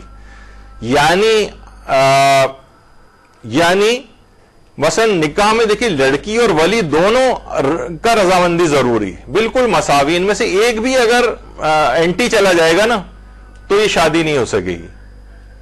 یہ لڑکی بھی رضامند ہونی چاہیے اور لڑکی کے ولی جو ہے وہ بھی رضامند ہونا چاہیے. اس میں ولی میں باپ اور دادا دونوں آ گئے. اچھا، اگر باپ دادا راضی ہوں لیکن لڑکی راضی نہ ہو تو یہ شادی کبھی ہو ہی نہیں سکتی. وہ پریشرائز کر رہے ہیں، اسے مجبور کر رہے ہیں. باپ دادا راضی ہیں، لڑکی راضی نہیں ہے، نہیں ہو سکتی شادی.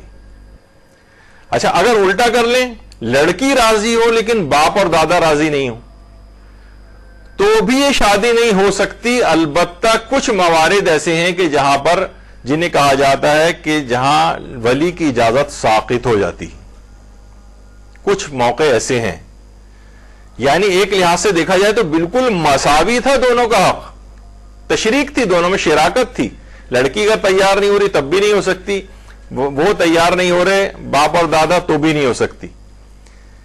لیکن ایک موقع ایسا آتا ہے اس کے اندر کہ جب ولی لڑکی کی اہمیت زیادہ ہو جاتی ہے اور ولی کی اہمیت ان موارد میں کم ہو جاتی ہے اور ولی کی اجازت ساقط ہو جاتی. کون سے مواقع ایسے ہیں؟ نمبر 1 ہے باپ اور دادا کی موت.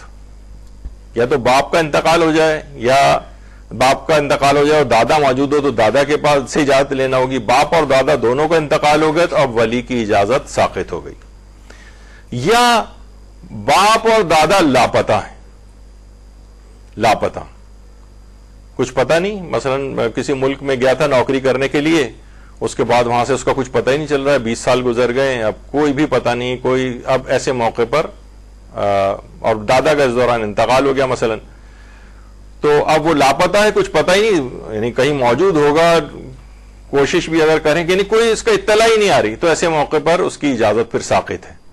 اس موقع پہ پھر لڑکی کی اکیلی کی اجازت کافی ہوگی. دوسری چیز عدم دسترس بولی، ولی تک رسائی ممکن نہیں ہے.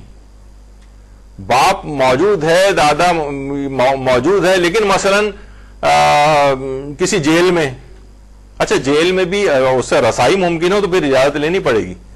لیکن مثلا گوانٹانامو بے کی جیل میں مثلا امریکہ یا کسی بھی اور اس طرح کی جو مختلف جیلیں بنی ہوئی ہیں مختلف ممالک میں، انہوں نے جیلیں کہ جہاں جانے کے بعد کچھ پتہ ہی نہیں چل رہا ہے اس کا کہ کہیں جیل میں ہے، لیکن اجازت لینا یعنی اس تک دسترس ہماری پاسبل نہیں. مثلا یہ ہو سکتا ہے کہ جناب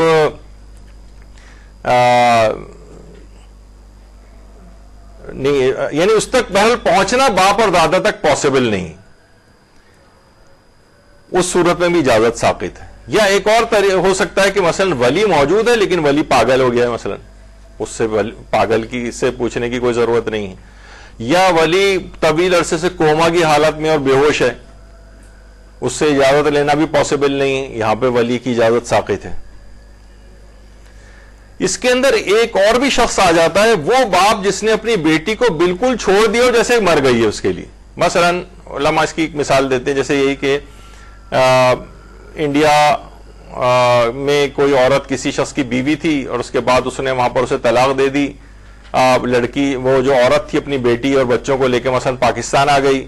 اب باپ نے اس کے بعد پلٹ کر، یا باپ بیرون ملک چلا گیا شادی کر کے، اس کے بعد اس نے پلٹ کر کوئی خبر ہی نہیں لی، نہ کوئی نانو نفقہ دیا، نہ بچوں کا کوئی خرچہ اٹھایا، نہ کوئی تعلق قائم رکھا، دوسری شادی اس نے کر لی، اس نے کچھ بچوں کی کوئی پرواہ ہی نہیں. ایسے شخص کی بھی اجازت جو ہے پھر ساقط ہو جاتی. یعنی ایسا اس نے برتاؤ کیا اولاد کے ساتھ جیسے اپنی زندگی میں اس کی اولاد مر گئی ہو. پھر ایسے شخص سے بھی باپ یا دادا ایسا ہے تو اس کی بھی اجازت ساقط ہے، ایسے افراد کی. اچھا، لیکن اس کے اندر ایک باپ وہ بھی آتا ہے کہ وہ باپ جس نے اپنی بیٹی کو بڑی حد تک آزادی دی ہوئی، وہ کسی معاملے میں بولتا ہی نہیں، اس کے بولتا ہی نہیں. مثلا جو بھی لڑکی آ رہی ہے، کر رہی ہے، اپنے سارے کام کر رہی ہے، باپ بالکل بہت سے ہوتے ہیں نا، بالکل ہومیوپیتھک ٹائپ کے باپ ہوتے ہیں، یعنی بالکل ٹھنڈے میٹھے، ان کو کچھ ہوتا ہی نہیں، کہ ہر طرح کی انہوں نے آزادی دی ہوئی ہے. ایسے باپ سے پھر بھی اجازت ساقط نہیں ہوگی اور اس سے اجازت لینا پڑے گی. اس قسم کے جواب جو امور زندگی میں بول نہیں رہے ہیں، اس کے امور زندگی میں بول نہیں رہے، لیکن اس سے اجازت لینی پڑے گی. یہ وہ اس طرح کا باپ اگر ہے جس نے بالکل اپنی اولاد سے قطع تعلق کر لیا اور پلٹ کے یہ بھی نہیں دیکھا کہ زندہ بھی ہیں، مر گئے، کیسی زندگی گزار رہے ہیں. ایسے بھی بہت کیسز ہیں معاشرے میں. اتنے تو ہمارے پاس یہاں پر ہی خطوط اور وہ ای میل اور یہ سب لوگوں خواتین کی آتی ہیں کہ باپ نے کوئی تعلق رکھا ہی نہیں، کسی نہ خرچہ اٹھایا نہ پوچھا. تو بس ایسے جو باپ ہیں تو ایسے ان کی بھی اجازت ساقط ہو جاتی. لیکن جو انہوں نے یہاں پر بڑی آزادی ایک لحاظ سے دے رکھی اور امور زندگی میں زیادہ مداخلت نہیں کرتے لڑکی کے، تو یہ نہیں کر سکتی کہ ابا تو میرے کسی معاملے میں بولتے نہیں، تو ان سے پوچھنے کی بھی کیا ضرورت ہے. نہیں، اس معاملے میں آپ کو اجازت لینا پڑے گی. یہ ایک مسئلہ ہوا. اچھا، جن معاملات میں کہا جاتا ہے کہ اجازت ساقط ہے لیکن پھر بھی اگر کچھ کوشش کر کے اجازتیں لے لی جائیں تو علماء کہتے ہیں بہتر ہے. بہت سارے موارد ایسے ہیں کہ دیکھیے یہ ہمارا جو معاشرہ ہے یہ اس طرح کا ویسٹرن کلچر یا وہ نہیں ہے کہ یہاں نہیں شادی چلی تو آگے پھر کسی اور سے کر لیں گے اور طلاق در طلاق اور ہوتے ہوتے شادیاں بھی ہوتی رہتی ہیں. یہاں تو ایسا نہیں، یہاں تو زندگیاں پوری ایک دفعہ ہو جائے تو بڑی مشکلات ہو جاتی ہیں اس کے بعد. تو یہاں بہتر ہے کہ بہت ساری چیزوں میں جہاں ساقط بھی اگر ہے تب بھی کوشش اور محنت کر کے اجازتیں وغیرہ لے لی جائیں تو زیادہ بہتر ہے. بہت سے موارد ایسے ہیں جو اس کی تفصیل میں نہیں جا رہے لیکن پھر بھی بہتر ہے. پھر ایک اور موقع کہ جب ولی کی اجازت ساقط ہے وہ ہے سوء استفادہ ولی از اختیار. ولی اپنے اتھارٹی سے یعنی سوء استفادہ کر رہا ہے، ایکسپلائٹ کر رہا ہے اپنی پاور کو. وہ کیسے؟ مثلا وہ لے کر آ رہا ہے جناب سید و غیر سید کا مسئلہ. لڑکی پر شادی جو ہے ایک لحاظ سے واجب ہے، وہ برائی میں مبتلا ہو رہی ہے، ظاہر ہے کہ عمر کے لحاظ سے اس لحاظ سے آ چکی ہے. لڑکا ہر لحاظ سے جو ہے بالکل صحیح ہے اور اس کا ہم مرتبہ ہے، کوئی اس کے اندر خرابی نہیں ہے، لیکن باپ صرف اس وجہ سے منع کر رہا ہے کہ جناب یہ تو سید نہیں ہے، اس وجہ سے میں شادی نہیں کر رہا اس سے. تو اس پہ تو ہماری پورا 2.5 گھنٹے کا ایک لیکچر سیدانی و غیر سید سے شادی کے نکاح اور اس کے مسائل اور اس کے دلائل وغیرہ کے اوپر یہاں پر ہو چکا ہے. تمام مراجع اور مجتہدین یہ کہتے ہیں کہ اس شادی کے اندر کوئی حرج نہیں، اور یہ کف جسے یا کفو والا جو مسئلہ ہوتا ہے کفو، وہ اس کے اندر بھی نہیں آتا ہے. یعنی یہ ہر لحاظ سے ایک مسلمان دوسرے مسلمان کا کفو ہے. تو سید اور غیر سید والا اس میں کوئی مسئلہ نہیں. باپ صرف اس وجہ سے اڑا ہوا کہ نہیں میں تو صرف سید کا رشتہ آئے گا تو کروں گا. لڑکی کو بھی شادی کی حاجت ہے، ہر لحاظ سے لڑکا بالکل اچھا ہے اور باپ کوئی متبادل رشتہ بھی اسے پیش نہیں کر رہا، چلو سید کا ہی رشتہ لے آؤ اور اس کے سامنے اس کے ہم مرتبہ لڑکی کے لحاظ سے جو تمام چیزوں میں اس کو کرتا ہو کوالیفائی وہ اس کے سامنے پیش کرو. وہ رشتہ بھی پیش نہیں کر رہا ہے، لڑکی کو شادی کی ضرورت بھی ہے اور باپ جو ہے وہ اس طرح کی چیزیں لا کر اپنے اختیار سے سوء استفادہ کر رہا ہے. تو اس موقع پر اس کی اجازت ساقط ہے. میں نے جیسے ایک دفعہ پہلے بھی بتایا تھا، میں ایک ایسے باپ کو بھی جانتا ہوں جن کی 7-8 اس طرح کی لڑکیاں تھیں اور تقریباً ساری جہاں تک میری اطلاع کے مطابق وہ سب عمر کی اپنے کراس کر گئیں، لیکن باپ اس وجہ سے کوئی نہ کوئی مین میخ نکال کر لڑکیوں کی شادی کے یہ سید زیادہ تر موارد میں یہ کہا کہ سید کا رشتہ نہیں ہے، اس وجہ سے میں نہیں کر رہا ہوں. تو بہرحال اس طرح کی کیا یہ سوء استفادہ ہے ولی کا یعنی وہ اس طرح سے کی چیزوں سے وہ کر رہا ہے. یا مثلا وہ کہہ رہا ہے کہ جناب یہ ہماری ذات کا نہیں ہے, ہماری برادری کا نہیں ہے, ہمارے خاندان کا نہیں ہے, یا اس کی تعلیم جو ہے اتنی نہیں ہے جو کہ جتنی مثلا میری بیٹی کی تعلیم ہے. ہمارے پاس اصل میں بہت سارے اس طرح کی چیزیں آتی ہیں. میں اس طرح سے بھی واقف ہوں کہ جناب کیونکہ میری بیٹی پی ایچ ڈی کر رہی ہے تو لہٰذا پی ایچ ڈی لیول والا ہی کوئی رشتہ مجھے چاہیے, اس سے کم تر ماسٹرز اور یہ کوئی بھی نہیں چلے گا. نتیجہ کیا ہوا کہ اوور ایج ہو گئی لڑکی کی. تو باپ اس طرح کی چیزیں کر رہا ہے. یا وہ کہہ رہا ہے کہ جناب نہیں, ہم جسے مثلا پوش علاقے کے اندر رہتے ہیں تو وہیں کا رشتہ ہونا چاہیے. ڈیفینس والا ہے تو کہے گا نہیں یہاں پہ نہیں چلے گا, مثلا فیڈرل بھی ایریا میں نہیں کروں گا, یا مثلا گلشن اقبال میں نہیں کروں گا میں, یا گلشن والا ہے وہ کہہ رہا ہے میں نیو کراچی میں نہیں کروں گا. مثلا بہت ساری اس طرح کی چیزیں. یا گاڑی ان کے پاس فلاں ماڈل کی نہیں ہے اگر یہ ہو, یعنی اس طرح کی کچھ فضول چیزیں لا کر وہ اپنے سوء استفادہ کر رہا ہے اپنے اختیار سے. تو یا مکان اس کا اتنا نہیں ہے, ہمارا 1000 گز کا ہے, ان کا مثلا 500 گز کا ہے. اب یہ اس طرح کی چیزیں جو ہے نا, یہ چیزیں لا کر اور بالکل صحیح رشتے سے منع کر رہا ہے. تو پھر اس موقع پر موارد ہوتے ہیں کہ جس میں اذن ولی جو ہے وہ ساقط ہو سکتا ہے. اچھا, باپ کے لائے ہوئے ہر لحاظ سے اچھے رشتے کو اگر لڑکی رد کر رہی ہو تو باپ ہر لحاظ سے لڑکی کے لیے بہترین رشتہ لے کر آ رہا ہے, لیکن لڑکی پھر بھی نہیں مان رہی. اب مسئلہ ہے کہ سب کے ہاتھ پاؤں کٹے ہوئے ہیں, یہ شادی پھر نہیں ہو سکتی, یعنی یہ اس کو مجبور نہیں کیا جا سکتا, مجبور زبردستی کر کے شادی نہیں ہو سکتی. بہرحال لڑکی کتنا ہی اچھا رشتہ اس کا کیوں نہ, اگر وہ منع کر رہی ہے تو کسی کے پاس باپ آپ کے پاس کوئی پاور نہیں کہ وہ زبردستی کر کے, یعنی چلیں کسی رشتے میں کوئی خرابی ہوتی تو الگ بات تھی, باپ اس کے لیے لڑکی سے کہیں 10 گنا بہتر رشتہ لے آیا, لیکن لڑکی نہیں مان رہی, راضی نہیں ہے وہ. اب وجہ اس کی کوئی بھی ہو سکتی ہے, انڈرسٹینڈنگ کسی اور سے ہے, نہیں بھی ہے تو مثلا وہ کہہ رہی ہے میں مزید پڑھنا چاہ رہی ہوں. تو وہ پھر اس طرح کی وہ بات, وہ جو ہمارے پٹھان بھائی کے پاس کوئی وہ کہیں رشتہ لے کر گئے تھے اس طرح سے, انہوں نے کہا بھائی لڑکی تو بھی پڑھ رہی ہے, انہوں نے کہا کوئی بات نہیں ہم 10 منٹ بعد آ جائے گا. تو بہرحال اس طرح کی نہیں, یعنی پڑھ رہی سے مراد سال کا پڑھنا شمار ہوتا ہے. تو باپ کے لائے ہوئے ہر لحاظ سے اگر اچھے رشتے کو اگر لڑکی رد کر رہی ہو تو پھر یہ شادی نہیں ہو سکے گی. ہاں, اگر اس کا الٹا کر دیا جائے, باپ کسی خرابی کے بغیر بلا وجہ لڑکی کے لیے آئے ہوئے یا لڑکی کا لایا ہوا کوئی رشتہ رد کر رہا ہو بلا وجہ, جیسے آپ نے ابھی سنا کہ فضول باتیں کر کے, اور لڑکی کو شادی کی ضرورت ہے اور باپ کوئی متبادل صحیح رشتہ پیش بھی نہیں کر رہا ہے اس کے لیے, اور بلا وجہ بس ضد پہ اڑ گیا ہے کہ میں تو مجھے پسند نہیں ہے لڑکا, تو اب یہاں پر اس کا اختیار ساقط ہو جائے گا باپ کا, تو اور یہ شادی لڑکی خود سے کر سکتی ہے. اچھا, اس میں ہمارے پاس اتنا وقت نہیں ہے, ورنہ بہرحال یہ کہ آیت اللہ حافظ بشیر نجفی سے یہ بات بھی پوچھی گئی ہے کہ اس طرح کے لوگ جو ہے نا مختلف ڈیمانڈز کرنے لگے ہیں. لڑکی والے کہتے ہیں لڑکا خوبصورت ہو, برسر و روزگار ہو, اپنا گھر ہو, گاڑی ہو, اپنی کار ہو, چھوٹی فیملی ہو. بہت سی لڑکیاں بھی مثلا یہی چاہتی ہیں کہ بھئی فیملی بالکل نہ ہی ہو تو زیادہ بہتر ہے, دولہا کی پوری فیملی قبرستان میں آرام کر رہی ہو یا اکیلی وہاں جا کر رہیں. جیسے یہ کہا جاتا ہے نا کہ بھئی اگر آپ کو ایسا چاہیے تو پھر آپ ایدی سینٹر کے کسی لاوارث سے جا کر شادی کر لیں جس سے کوئی رشتہ دار نہ ہو, یا ان کو چاہیے لڑکے والوں گھر کے کام کاج کرنے والے تو بہتر ہے کسی ماسی کی لڑکی سے شادی کریں پھر آپ, تاکہ وہ گھر کے کام کرتی رہے خالی آپ کے لیے. بہرحال یہ تو مذاق کی باتیں تھیں, تو اس میں بھی انہوں نے کہا نامعقول تقاضے جو ہیں اس کو پیچھے کر دینا چاہیے, باپ اس طرح کے نامعقول چیزیں اگر کر رہا ہو. اب یہاں پر ایک مسئلہ آتا ہے کہ ایک اور موقع کہ جہاں پر یہ والی اجازت, یعنی اگر ہم کف یا ہم کفو نہ ہو, یعنی کفو نہ ہونے کی وجہ سے, یعنی لڑکی جو اگر اپنی مرضی سے شادی کر رہی ہے اور وہ اس کا ہم کف ہے, تو اب یہ ہم کف یا ہمسر یا ہم برابری والا رشتہ کس کو کہتے ہیں؟